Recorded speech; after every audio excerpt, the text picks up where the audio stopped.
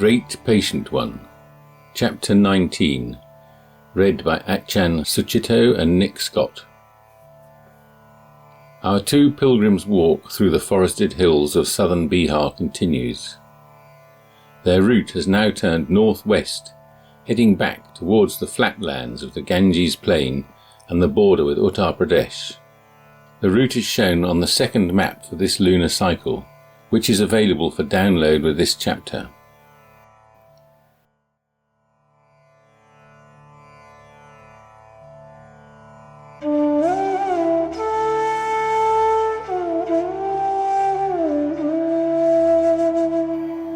Chapter 19, Like a River Flowing.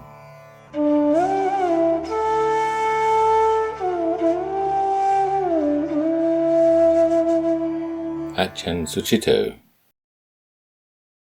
Now, with hindsight, this pilgrimage is coherent, told by a memory and a little red diary. Memory has distorted it. Explanations have been added and details left out as unnecessary to the main flow of the narrative.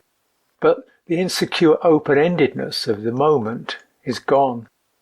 And that's all that it was really about. Writing this down places it all safely in the past as something now over, and a pattern gets discerned, traced, and underlined.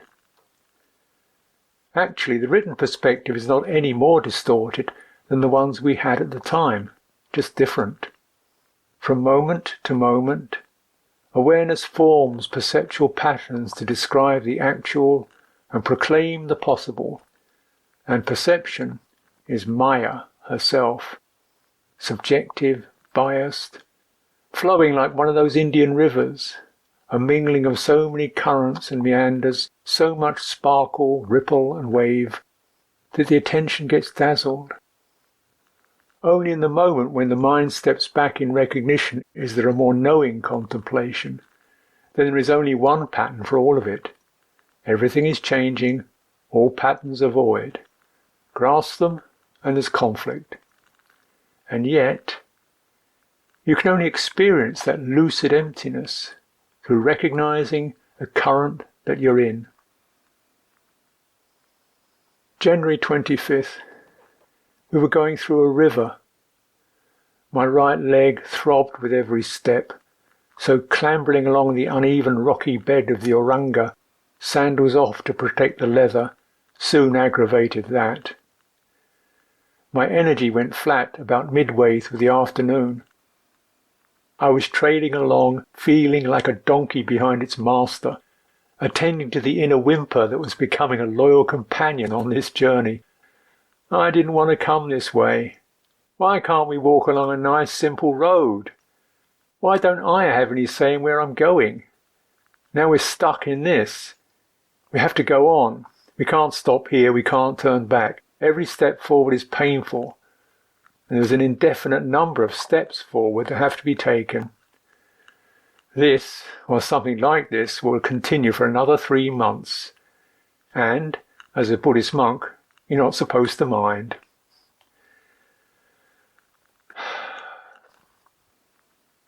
Every now and then we'd stop and sit on a rock. Then it was quite a pleasant day, sunny and warm. The water was flowing sweetly with the hushed forest wrapped around it, and a happy feeling came bubbling up. The rocks were like some natural sculpture, smooth striated forms folded like strudel. I remember thinking the word nice. It felt good to give things definite words.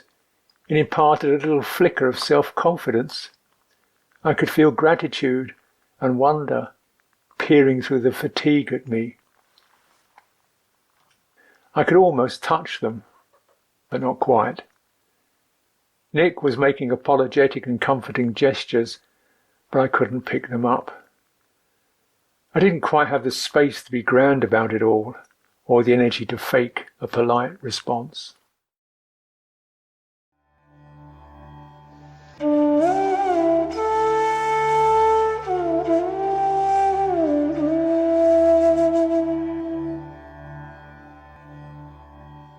Nick Scott. It was a shallow, swift-flowing river, full of boulders. Its form, and the way it twisted along the valley overhung by the occasional gnarled tree, reminded me of the rivers of the Cheviot Hills near my home. The sun felt strong, and for the first time that year we covered our heads to protect them from its glare. We stopped to bathe, scooping up the shallow water in our cups to pour over ourselves, and then went on, following the east bank, walking on a narrow strip of short turf. To begin with, it was easy walking amidst an exhilarating landscape, and I congratulated myself on choosing to go this way. Then the turf gave way to rocky slopes with thorny scrub, and we were forced to wade the river. We crossed diagonally to a narrow sandbank on the other shore, our calves tugged downstream by the sunlight rippled water, and our feet disturbing the patterns created in the sand by the current. Every so often the river spilled over outcrops of ancient-looking rock, creating the slightest of waterfalls, and as a result the river was slowly dropping into a gorge. It was not long before another twist of the river brought it hard up against the valley side, and we had to cross again to another narrow sandbank. As we went on, and the gorge became more pronounced, our crossings became more frequent. I didn't mind. It was the kind of wilderness walking I enjoyed. But I could tell that Ajahn Sucitto was getting irritated.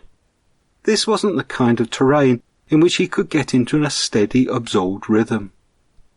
With each crossing, my responsibility for us being there began to weigh more heavily, and my heart sank as we had to struggle yet again through the water. So I stopped enjoying the walking, and I began to wish I'd chosen the small road to Ketchki. Eventually I even tried climbing the side of the valley, but that did no good, as the rolling dry landscape was covered in thorny scrub. The animal trail we found winding through it only led back to the river. I now peered ahead as we rounded each bend of the river, hoping for a sight of the railway bridge that crossed just before Ketchki. When at last it appeared, I pointed it out with relief to Ajahn Sucitto. His mood lightened, and for the last part of the walk we were both able to appreciate the river again. After the bridge, the walking by the river got easier, and we reached the village just before sunset. The rest house was set amidst trees and looked out over the merging of the two rivers. It was spacious and clean, but our fatigue from the hard walk made us impatient with the usual initial confusion with the chowkidar, as we asked for tea several times. But by the time it did come, we had mellowed. The day was ending, and we were sitting in chairs looking out on the meeting of the two rivers.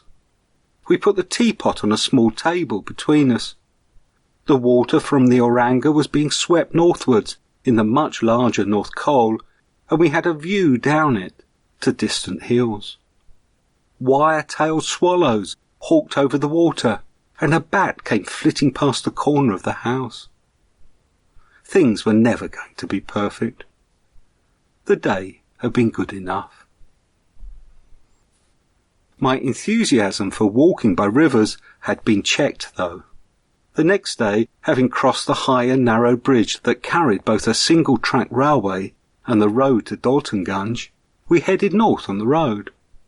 After a few miles, however, we had to cut across to the river anyway, as I wanted to take a small track on the far shore that went northwest, avoiding Daltonganj and so saving us a few miles. The North Col was just as shallow as the Oranga, but much wider, with numerous sandbanks created by the ever-dividing and meandering waters. This time we both enjoyed wading across, stopping to look down at the shimmering light on the water rushing by. I had my binoculars out. On every stretch of dry sand there were spur-winged lapwings, making alarm calls at our approach. And then on one I spotted a scavenger vulture, picking at the remains of something. Then I waded on, the water sparkling with the morning sun, the splashing of my feet echoing the cries of the lapwing as I hurried to catch Ajahn Sucitto.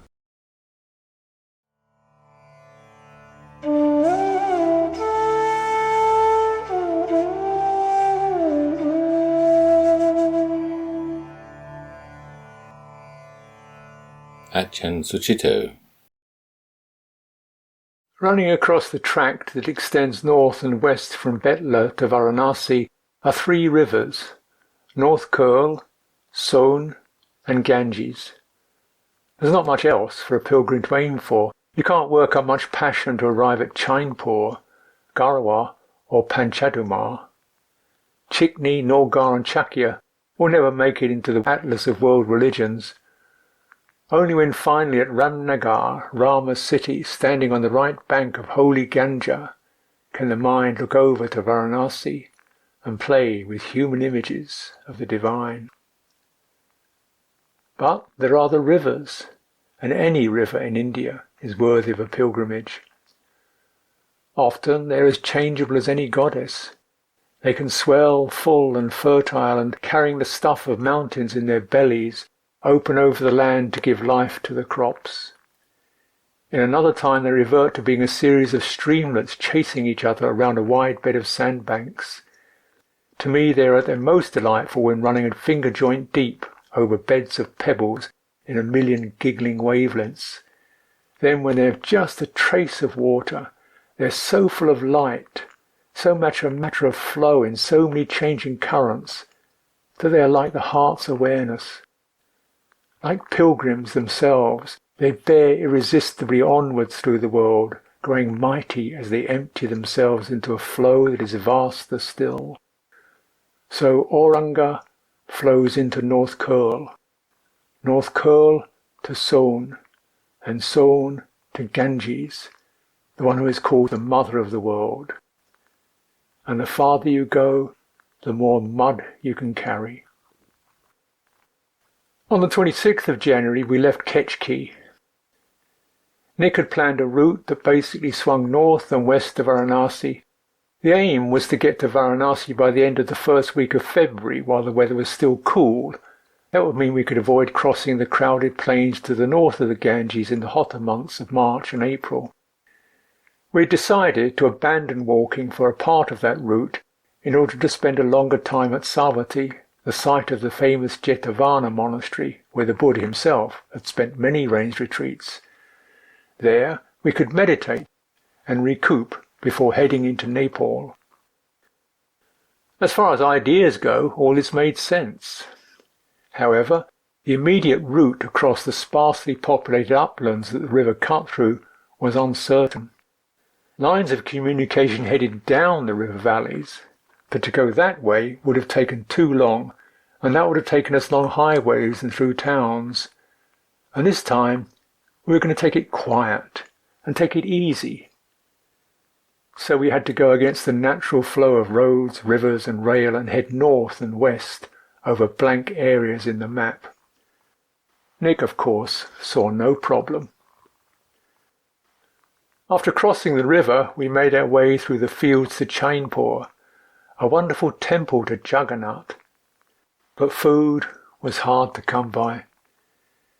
We moved on through the afternoon and found a road going west towards Garhwal.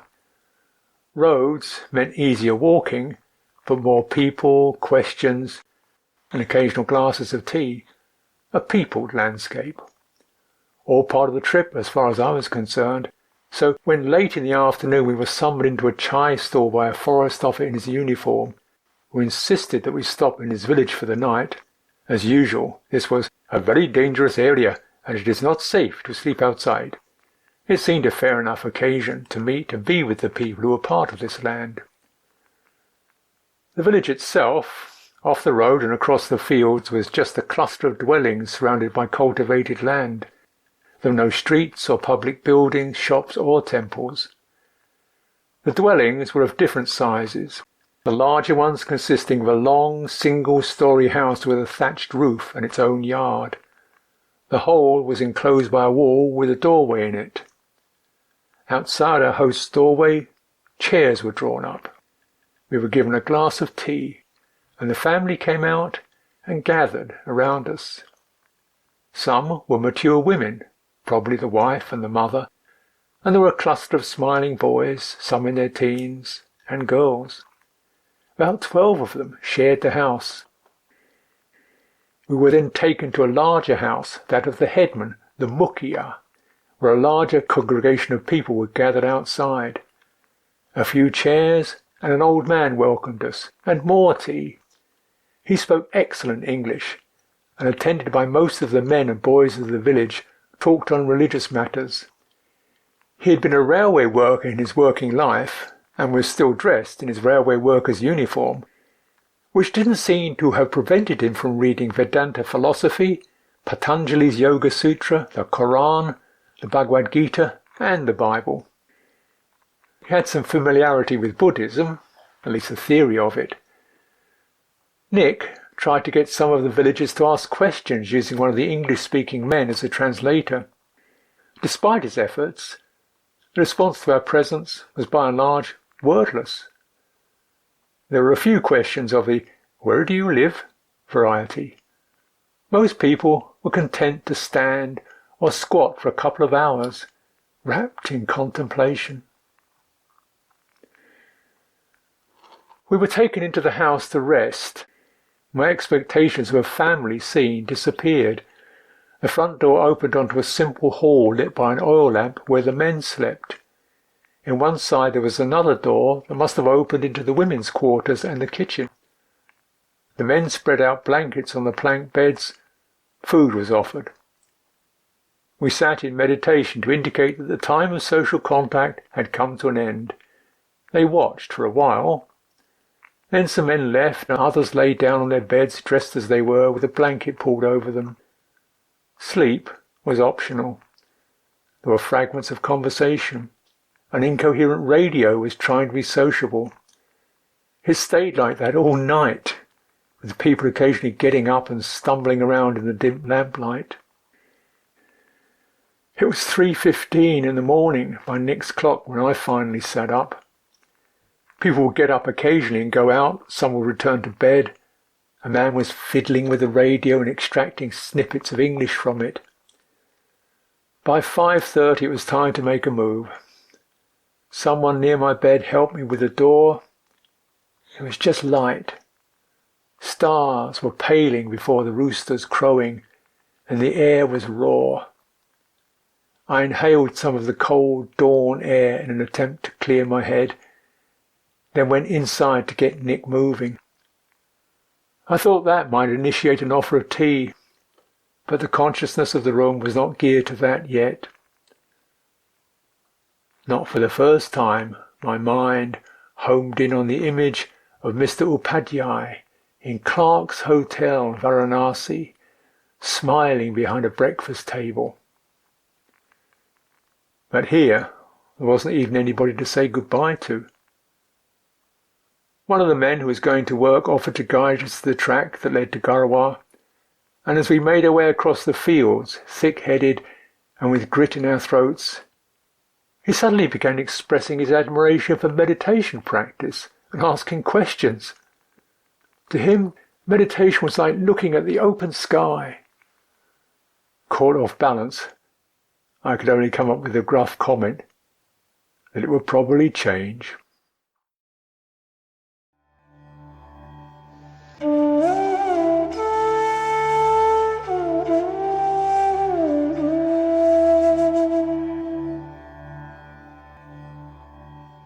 Nick Scott. Now it was me that was upset by the choices of my partner. I'd been looking forward to sleeping outside that night. At last we were in open countryside, where we wouldn't have to hide away, as we had when crossing the Ganges plain. The nights weren't so cold as the previous weeks, and there was no sign of rain. But instead, we'd had a poor night's sleep surrounded by people. When we reached the main track to Garhwal, it dropped and forded a stream. We splashed through it, and on the far bank sat and rested. It was a lovely spot. The stream gurgled over rocks, then went on between earth banks to flow away beneath the overhanging trees and shrubs. But I couldn't simply enjoy it, as I was thinking how good a campsite it would have made. There was no one about, and only one distant hut. As we went on up the track, an old lady and young boy emerged from that hut. They were poor. She was dressed in a dirty and tattered sari. They offered some uncooked rice. Ajahn Sucitto tried to explain we couldn't cook it, but when they finally understood, they just offered to get a pot and water. She was a sweet old woman with a nearly toothless grin, but we didn't want to start making fires and boiling water. By the time all that was done, it would have been past the time we could eat. Ajahn Sucitto accepted instead some water and drank that, and then we tried to go on. I wanted to get somewhere we could eat in this empty landscape before it was too late. But the young lad kept trying to talk to us. Eventually I just pushed on, up the track, and Ajahn Sucitto followed me. After a short while the lad reappeared running after us. He brought a small paper bag of boiled sweets with him. It was probably all they had that they could give us. We did get to eat that day at a small village. It wasn't a very satisfactory meal, just a series of snacks, some given and some bought by me, but the village was near enough that we could have allowed more time to the poor peasant family. They deserved it. But I was often like that in those situations, wanting to get on to the next thing I had planned in my head. For the rest of the day we were walking across an undulating dry plain with few trees. Much of it was cultivated, but the soils looked very poor, a cracked and weathered red earth, and the houses and few villages were far in between. In the distance were forested hills. That night we got to sleep outside at last, under a lonely tree on the slope of a hill rising to a crag. We had spotted it from the railway we were now walking beside. It was a beautiful but desolate landscape, with the nearest houses far enough away that I could light a fire and brew tea for the first time. We also stopped early enough to be able to sit watching the light fade from the sky and the night begin. We chatted over tea in that relaxed end-of-the-day way that I'd so missed when crossing the crowded Ganges plain. Ajahn Sucitto spoke of his relationship with his father and about memories of him when he was a boy. His father ran a refrigeration business with a big workshop full of men working on machines. His older brother used to help, but Ajahn Sucitto was too young, and also, I suspect, too impractical. They would get impatient with him and take his job away to do it themselves. That made him feel inadequate and rejected. The times he did enjoy being with his father was when they went fishing together. Then they were alone on the riverbank, surrounded by the beauty of the countryside. But then he began to feel bad about harming the fish. His father told him that if they put them back it was all right. But even when he accepted that, he still had problems with the worms. Surely they couldn't be indifferent to being speared on a hook. So he began fishing without them. And then, after a while of being unhappy about the occasional fish he still caught, he gave up using a hook. From then on, he was sitting there with a rod and line, with nothing on the end, and no chance of catching anything, perfectly happy, just enjoying being with his father by the river. I was really charmed by that tale. It was good to be able to sit and chat like that. Later we finished the evening in meditation under the stars. Then we each found a spot under the shelter of the tree, so to avoid the morning's dew, and lay down to sleep. During the night we heard wild hogs passing, on their way down to raid the fields of the nearby village. It was a cold night, and we were only just warm enough in our thin sleeping bags, even with all our clothes on. So we stopped at dawn for hot tea at a chai stall next to Merrill Graham railway station, a one-platform and small shed affair just along the line. The chaiwallah had just lit his fire, and we sat round it warming our hands as he brought the water to the boil.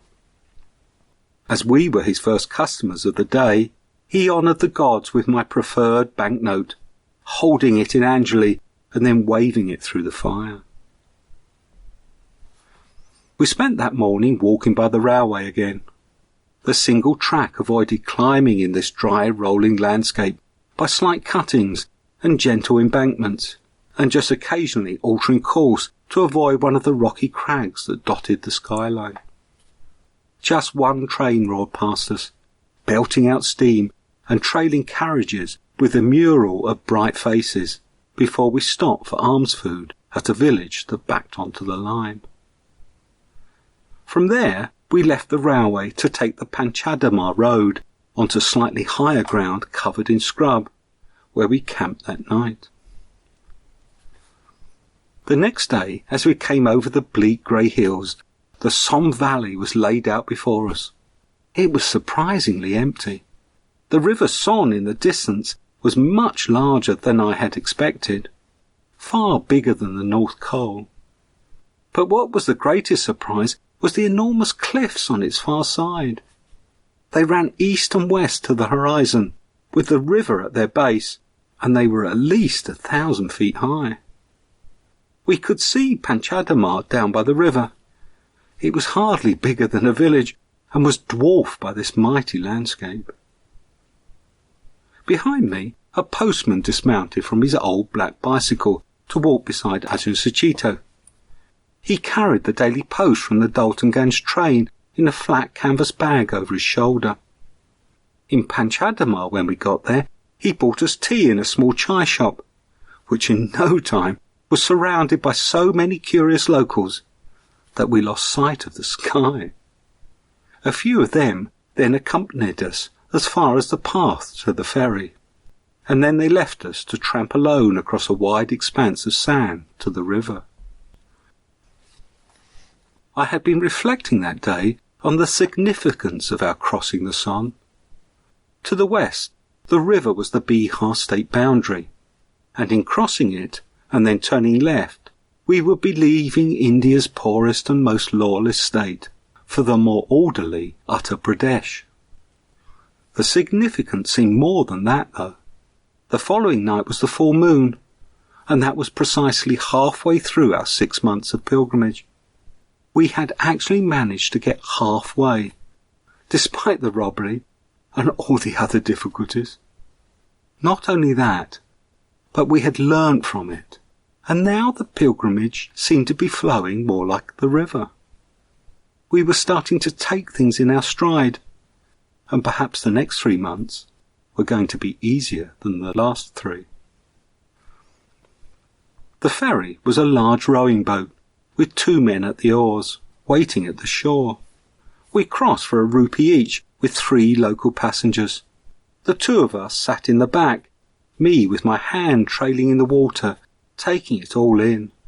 The wide river, the woodland on the further shore, with the vast cliffs rising from behind it, and Ajahn Sucitto murmuring a mantra, looking down at the light playing on the water as it flowed by.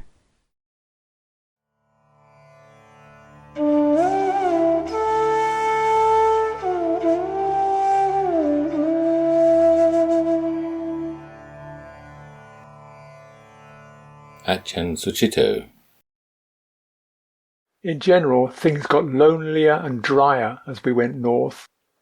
The bleakness and the cold nights ground an edge on the mind. Obtaining food required a sharper approach.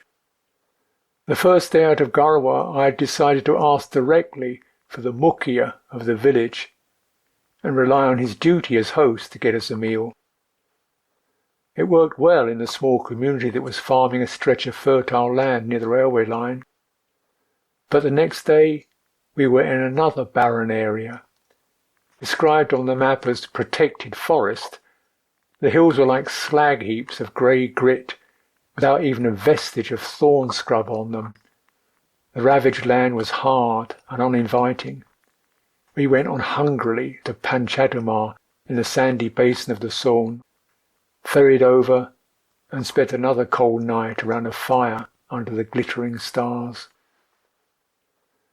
These were the days when, long before dawn, the hard earth and damp was getting us up to shudder around a fire with eyes streaming from the smoke and be warmed back to flexibility.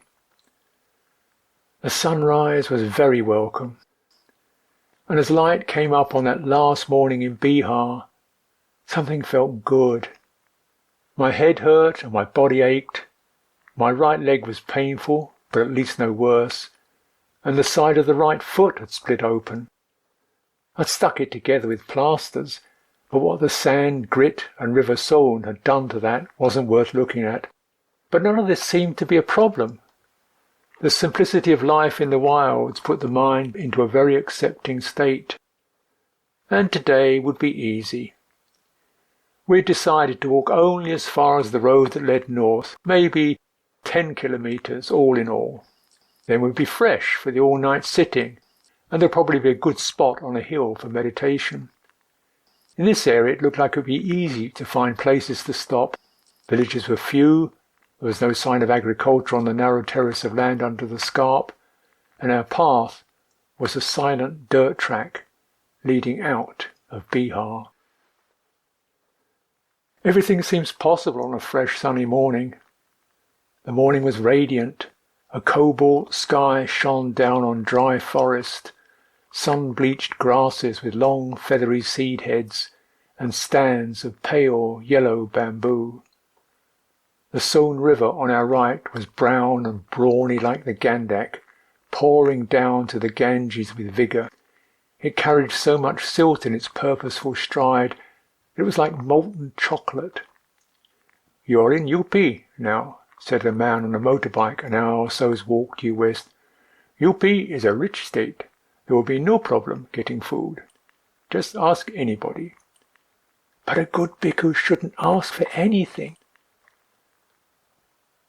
Soon we came across a large single-story house with a yard and a few men sitting round in it. Just outside was a smooth rock with a swatch of red paint on it that a tall bamboo shoot stood over, bearing a scrap of cloth like a flag. The house shrine.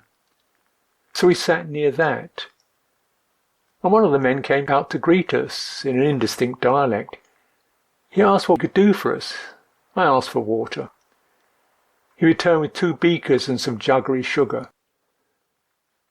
I explained that we were pilgrims, and he nodded. That I was a disciple of the Lord Buddha. That we were walking on foot, and had walked 900 kilometres from Nepal. I thought that would do it. He made friendly noises and went back to the house. Things were moving slowly. We heard them talking about rice. Then a couple of plates came out. As the sun moved, they beckoned us into the shade and brought out a little dish of curd. But as an hour went by, nothing more seemed to be happening. Of all patterns, the one that we read into human actions is the most deceptive. We chanted the Metta Sutta anyway. Finally, one of the men came up and started talking about food. I listened carefully. What was he saying? But at the mention of food, Nick burst in, nodding vigorously. "Acha! Acha!" I grimaced. That was the wrong answer. What the man had just said was, "Have you eaten already? Do you have your meal with you?" And Nick had just said yes. "Remind me to keep my mouth shut in future, Bunty," said Nick, as we munched some biscuits and dried rice flakes in a forest glade 10 minutes' walk from the house where he'd just refused the meal. It wasn't great fare, but it filled a hole. Although we were a bit low on nourishment, we had little more to do that day. It wasn't far to Chadni, where the map showed a broad road cutting through the scarp. We'd find a nice place to camp by the middle of the afternoon. But we should have known by now there's nothing more uncertain than an Indian map, at least one of an uninhabited area. We walked around the little hamlet of Chadni, went past it, then retraced our steps along the river bank. No road. The scarp rose up like a wall over 1,000 feet high. Although we felt washed out, it would be better to scale it that day rather than after an all-night vigil. we found a young man herding a few cows laden with packs up a drover's trail. He said it went towards Soman on the other side of the scarp.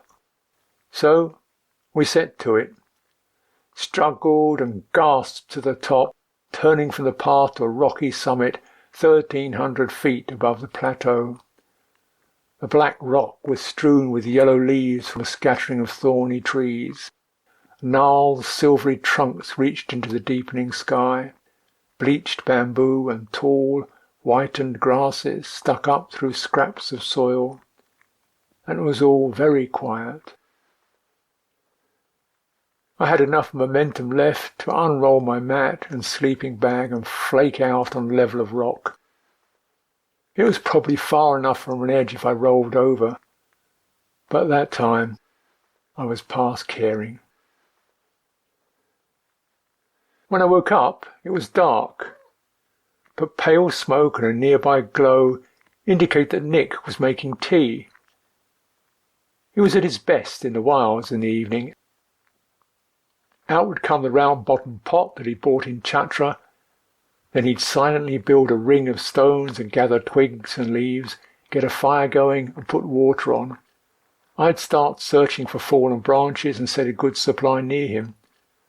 Then I'd build a shrine out of rocks, overlooking a view, and near enough to the fire for us to stay warm. And then all was ready. Set up Mahakanti. That night opened into silent simplicity. The forested hills dissolved to darkness and merged into the sky. The Saône snaked below us, glowing in its own power and garlanded with pale sandbanks. I could see it issuing from the misty curve of the horizon and steadily carving its way through the hill mass. In all those hundreds of square kilometres of land, only 3 tiny pricks of light spoke up, and they soon ceased. Then there was only our candle to echo the blazing moon. And aloneness gathers around the mind, and resting in humility. Nick, wrapped in his beard, a sleeping bag and wisps of smoke, made some tea at midnight and handed over a crumbling rock of jaggery to munch on.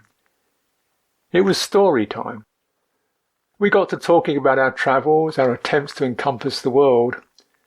Nick had got as far as Australia in his overland trail, and had spent a year there picking up odd jobs and moving round. One time he was hitchhiking across the Nullarbor Plain, the huge flat coastal desert between Adelaide and Perth. The man who picked him up asked him to take the wheel for a while at the end of the day. Nick didn't have a licence or any experience of driving, but that didn't matter. "Course you can drive," his companion asserted. "Everyone can drive." On the Nullarbor Plain there's nothing much to it. A long, straight highway with no towns, no junctions, and no traffic. Even if you fall asleep at the wheel, you're unlikely to come to any harm. Nick's host had an esky, an icebox, in the back, from which he pulled cans of beer to lubricate the journey. That unchanging landscape got dull, so he lifted over his rifle too. Always liked to shoot a few roos. Dusk was the best time to take pot shots at the wildlife. My ethically minded friend was in a dilemma. He didn't want the animals to be harmed, but also didn't want to be dumped out on the Nullarbor Plain 1,000 miles from anywhere. So I drove along, watching out for kangaroos just beyond our lights, and if I saw one I'd distract him with a question. "Are you married?" So he wouldn't see it until the last moment. Then as he rushed to take a shot through the side window, I'd give the steering wheel a twitch. He didn't see what I was doing. He'd quite a few beers by then. And there'd be a bang. "Missed the bugger!" Nick was in great form. We went all round Australia that night on the flow of his humour and delight. It stopped about 2 o'clock in the morning. The glaring moon was still inviting us to presence. Australia, as well as India, collapsed back into the moment. The silence was singing in the glory of the moonlight. By comparison, morning chanting at 3:30 was a feeble dirge. After that, we flopped out for a couple of hours before day got us going again. And so, onwards, tottering on across the plateau. Pipra, Samaria, just a trace of a trail to walk along, and food even harder to come by. My mind sometimes streaming out into the wilderness, sometimes eddying with fatigue, daydreams, or bubbling with irritation, would finally empty into numbness by the end of the day. But then, as it touched the night's stillness, before the sweet taste of oblivion, feel a deep underswell. Presence.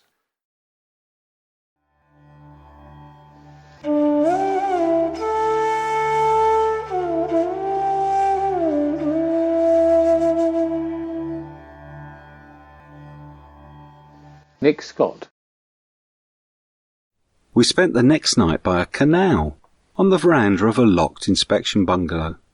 The next morning, when I went down to wash, I disturbed a little green heron stalking a fish in the reeds. It flew up into a nearby tree and sat there watching me, while trying, quite successfully, to look like part of the vegetation. The other bird I particularly recall from this part of the pilgrimage we found later that same morning. We'd crossed the canal and were climbing again through a desolate scrubland. We were getting lost, and hearing the distant drone of a diesel pump to the right, we went that way in the hope of finding a village and some directions. We didn't find anyone, and the pump seemed to stop. But then there was another in the distance, so we headed for that. But then that stopped too. We never, in fact, found anyone. The pumps always kept stopping before we got to them. Eventually, I realised that the diesel pumps must be barbets. The barbet is a chunky green bird related to the woodpecker that sits in the clefts of tree branches and drones for much of the day. Instead of the chisel-like beaks of woodpeckers, barbets have a rather heavy but otherwise ordinary-looking beak, which is surrounded by a ring of long hairs that no one has yet found an explanation for. We were to hear that call over and again for the next few days, a strange reminder of human activity in that empty landscape of scrub through which the packhorse trails meandered and braided like a river. Between the dry lands were two wide valleys, irrigated by dams and canals like the one we'd slept beside. Water was very important in this landscape. Where they had it, in the valleys, the land was turned into fertile flat oases of fresh green wheat, checkered with coloured flowering patches of blue flax, yellow rape, and white chickpeas. The fields were dotted with small thatched shelters and scarecrows made from a cross of wood, an old shirt and a hat. And every so often there were villages of orange clay houses. The landscape looked so beautiful after the dry hills. The speckled colours gave it the look of an impressionist painting of Provence at the turn of last century. The dry lands had their own beauty, though, a haunting and desolate emptiness in which just a few poor peasants eked out a living. I recall one old couple sitting by their house. Ajahn Sucitto asked for water for our bottles. The old man was proud to be able to offer it, but the old woman looked peeved. It would have been her that had carried it from the distant well I could now see at the bottom of the hill. That evening we camped on the edge of the scrubland, looking down into a valley, lit from behind by the moon. Before us the lights of a village glimmered through a thin mist covering the lower land. Out of the mist also came the echo of music, the beating of drums, the wail of other instruments, and the low hubbub of lots of distant voices. It sounded like they were having a party. Perhaps a wedding, as with the full moon of February, we were now in the traditional month for marriage. The party went on through the night and was still going, if a bit more fitfully, as we walked down in the early morning. We made for the house it was coming from, in the hope they might offer us breakfast. Inside a compound were the smouldering embers of several fires, and squatting and lounging around them were the human remnants of the all-night boogie in a smashed stupor. Someone was still hitting a drum, a musician was playing an instrument like a large violin, while others jangled bells, and a man dressed as a woman shuffled about in a dazed dance. Around the fires squatted small groups of men, or of women with young children sitting beside them. Some of the men were passing around a chillum, sucking in turn at the cupped base to make the ganja and tobacco glow red.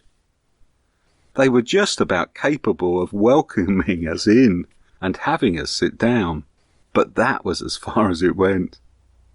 We did get some water when we asked, but they were far too out of it to think of offering us anything to eat.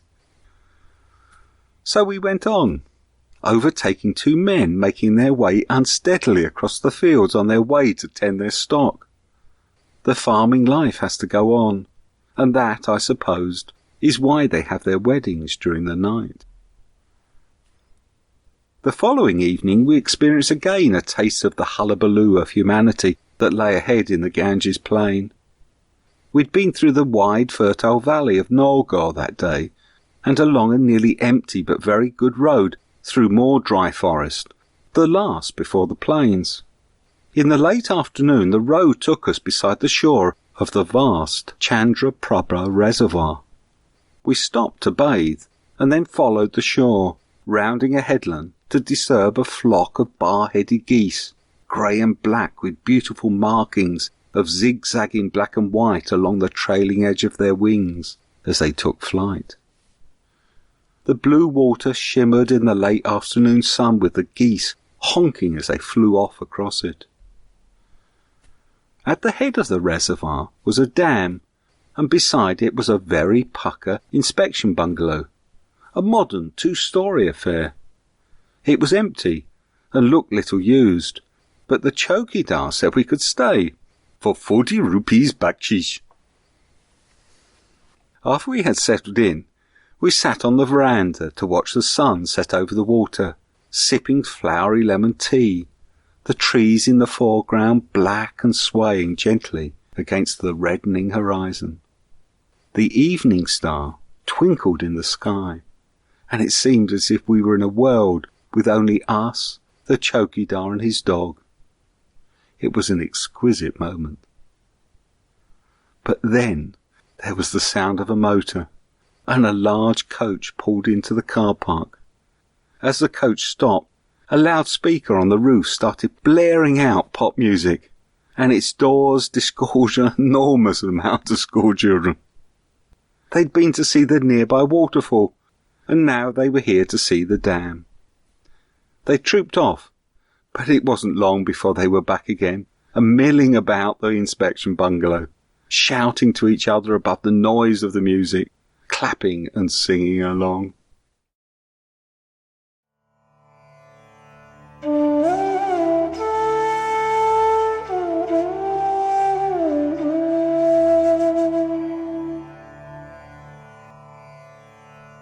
Achan Suchito. February 3rd. Before dawn we went together to the waterfall. We sat up on the viewing platform as light came to the sky, our small shrine before us, and beyond that the roaring water.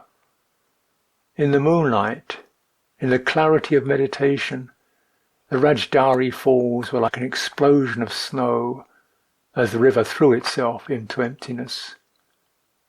The roar, overwhelming, froze my attention. Then the dawn peacocks greeted us, calling from the forest and launching themselves in blue and silver arcs across the gorge. Our returning footsteps followed the river in its delight to be flowing on, sparkling on over red sandstone, through a land of gnarled shrubs and crinkled leaves that crunched underfoot. And for that timeless moment, the world was beautiful, unremembered, indestructible. But back to the cutting edge. Now it was Nick's sandals. The soles kept peeling off. So, as we walked along, we would be accompanied by their slap, slap. Whenever we arrived at a small town, his dharma would be to seek out a street cobbler, point out the sole, and initiate the process of the cobbler heating up an ancient glue pot over a burner, spreading the glue on with a simple spatula, or even simpler finger, and hammering sole back to upper. Satisfied, and with Nick's assertion that this had finally fixed it, we would then proceed with confidence, but never for more than half a day before the slapping, her first subdued as a butler's cough, then emphatic as a judge, informed us that all compounded things are impermanent. It wasn't so much the slap, slap accompanying our footsteps, they were just a few ripples in attention, but there was a further ideological undertow. Spending time fixing these is pointless. Why doesn't he see it? Then the trickle of the irritation of the sandals became connected to larger, more powerful outflows. Now it was a person rather than a pair of sandals. I would be left with the bags to hang out somewhere with a donkey tied to a post feeling, while Nick rushed off to fix the sandals and check things out. He'd return an hour later, sometimes with a snack and a scrap of paper, and generally with a plan. There would be possibilities, probabilities, place names and times, a route and all that, present expectations masquerading as future certainties. Then we would scramble to get to some place by such and such a time, only to spend another hour dithering around before plunging off again. Nick's plans meant responsibilities for both of us, and I had to take care of his details, keep an eye on his possessions when he broke camp, pick up the map when he wandered off to look at some bird.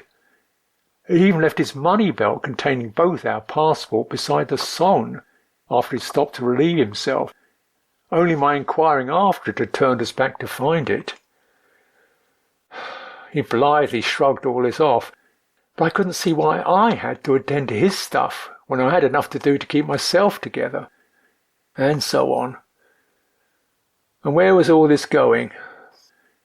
To Varanasi was an easy reply we'd throw back as we moved towards the Ganges and into a peopled landscape again. They'd understand and brighten up. Varanasi, acha! A real pilgrim's destination. But enough of this show. I was only interested in a place where destinations could come to an end. We stopped the night beside the Karamnasa River with a Mughal-style shrine visible in the distance. There was no tree cover, and the hard, cold night got us off early to pay our respects. We crossed the large dam on numb legs and offered incense outside the entrance to the tomb itself.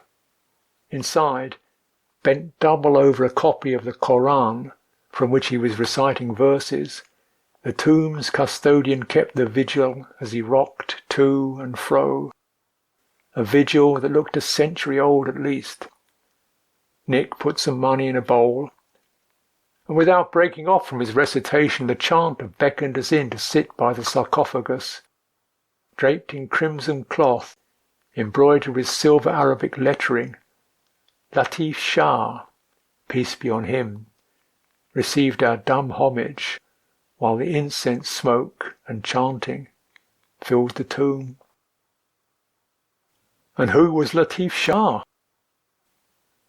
But then it was on again, past the nearby museum with all its information. Cold and damp from the night, we went on without stopping. We needed tea, warmth, food. It wasn't until we were in a chai shop in nearby Chakia that my mind became workable again. Blessed tea. The chai shop was large, tidy and clean. It must have been a Muslim establishment, as there were private booths for women to chat in. We just sat there in silence, taking it in. On the wall in front of us was a poster of two cheetahs with the words, "In quietness and in confidence shall be your strength." Maybe that was one of Latif Shah's sayings, may peace be on him. Tranquil depths looked beautiful, but I wondered whether I could get through the surf to reach them.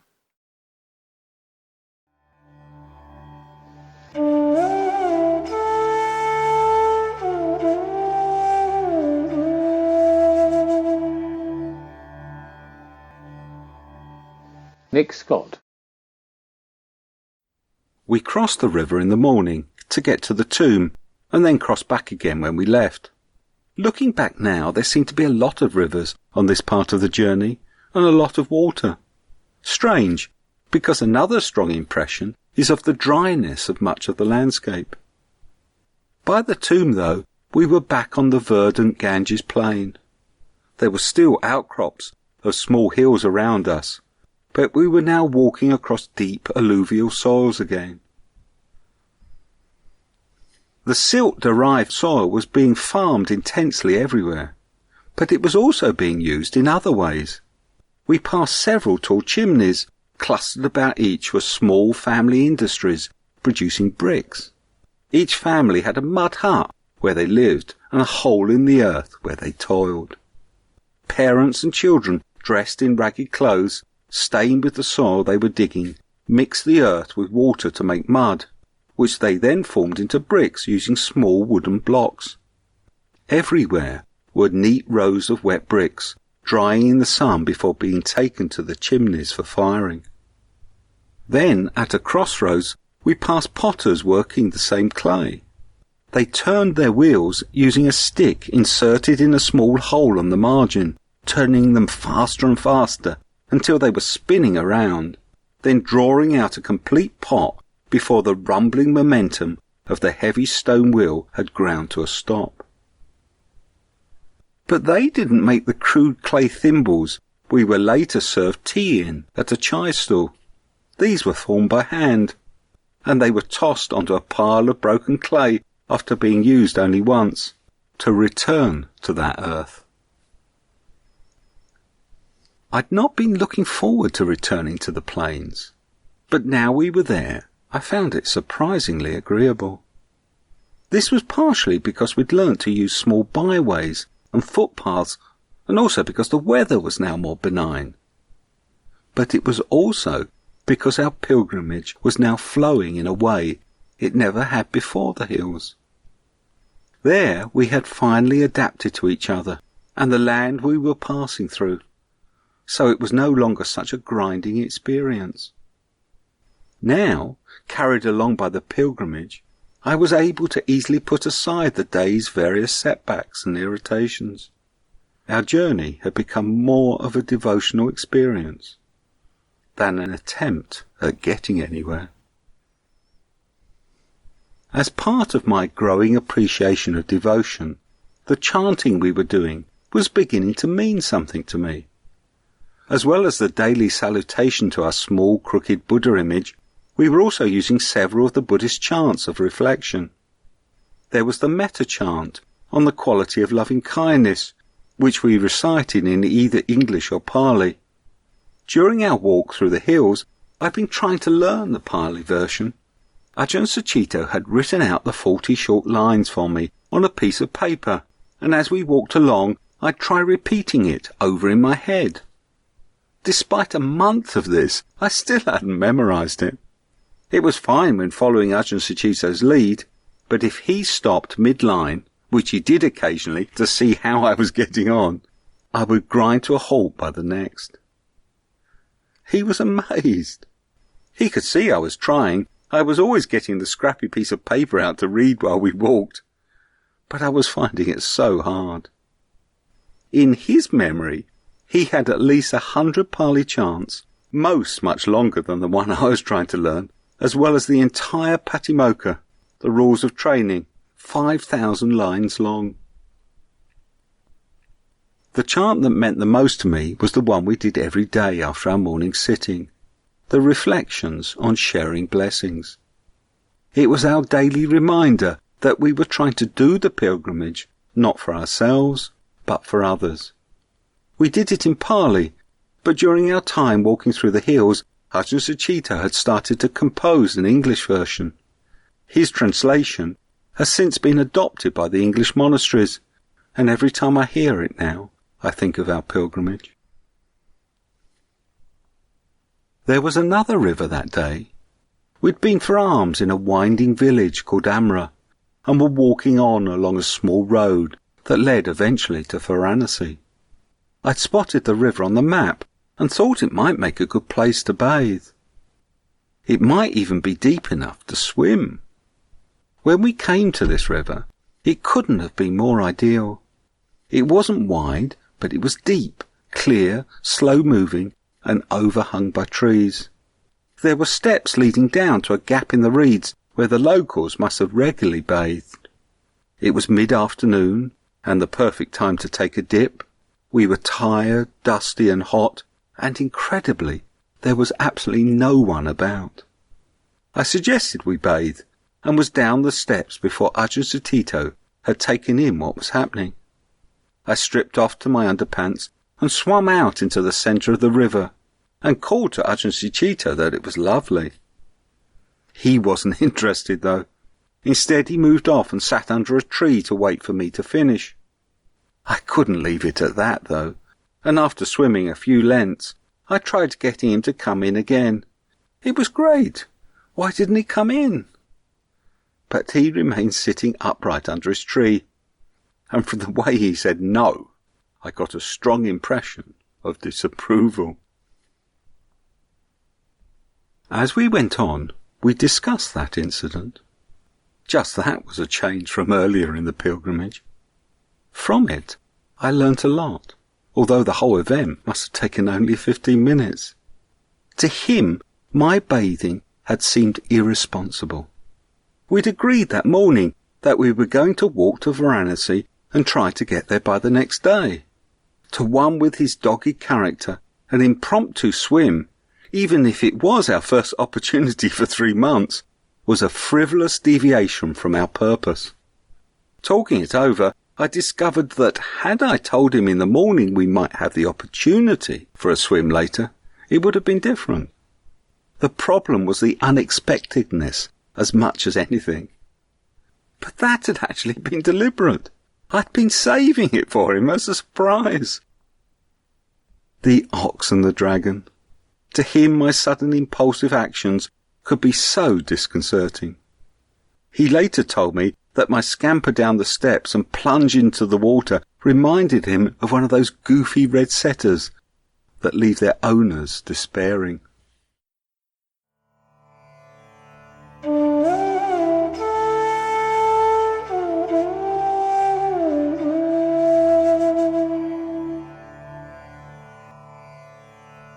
Ajahn Sucitto. Surely we could have sorted out these little difficulties, but energy was the thing. I didn't have enough of it to manage what was going on, let alone communicate it.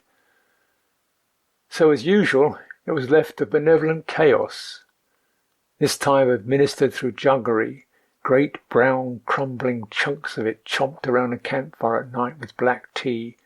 It gave a surge of energy, as well as the childlike abandon that broke boundaries. The day after a night in a drainage ditch, having got up before the water sluiced in the morning, we were on the road to Ramnagar, this side of the Ganges from Varanasi. A man hollered at us the familiar "Kahan jana hai?" as we lumbered along. He was the proprietor of a sugar mill, and alive with it. As pilgrims to Varanasi, we must stop for a while and drink his sugarcane juice, freshly pressed. Here. He couldn't stop talking, and pressed on us fist-sized balls of jaggery, still warm from the pan where the juice was simmering. Liking? aching, until we were reeling from eating and drinking the stuff. Even then, loading Nick with lumps of juggery and filling our canteens with litres of the juice, he followed us, ripping hard stalks of sugarcane with his teeth to give us chunks of the sweet, sappy core.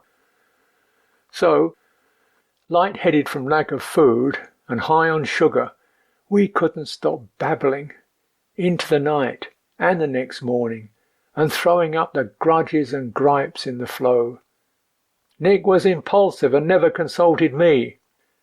And then as soon as I started responding to local people, he'd charge in or stomp off, forcing me to break off and rush after him. Then there was me, with my judgments and condescending attitudes. Me! Jangling along with plenty of spaces and dodging the cow dung in the road you can dump this stuff. And things felt better afterwards. There was no need to feel bad or to figure out what to do. But there was some recognition of where our journey needed to go. We suddenly understood that we were living in different worlds. What he noticed and what I noticed only coincided glancingly. And the main conduit of all the conflict was, why can't he be normal, like me? For me to read a line of Pali 3 times is to know it. Anybody can chant in tune, can't they? But after 15 years, he was still having problems with reciting the refuges and precepts. My immediate reading was that he thought it was a waste of time, was putting no effort into it. So that was off-putting. But then I noticed how much effort he really was putting into it. The glue of his mind, wonderfully effective when it came to reading landscapes and maps, could not stick words, no matter how much hammering and heat were applied. And when I realised what we should all know, think we know, but don't know, that this is another person, something was crossed over, and the perceptions changed. My feeling for the man, and for whatever he had to carry, deepened. India, life on the road, supporting a monk. What was he working his way through? I could try and help and forget again.